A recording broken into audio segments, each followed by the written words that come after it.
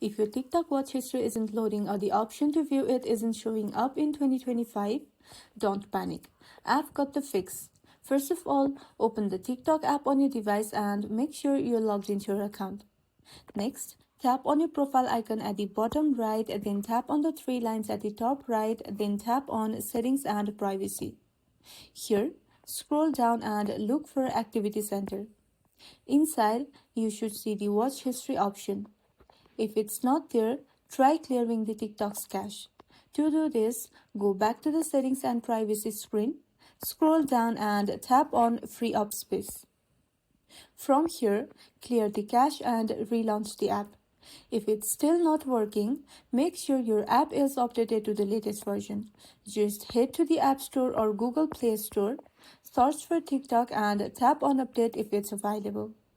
And finally, if nothing works, try uninstalling and reinstalling the app.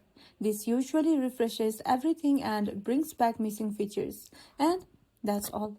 That's how you can fix TikTok's watch history not loading or not showing up in 2025. If this video was helpful, don't forget to like and subscribe for more quick fixes, and thank you for watching.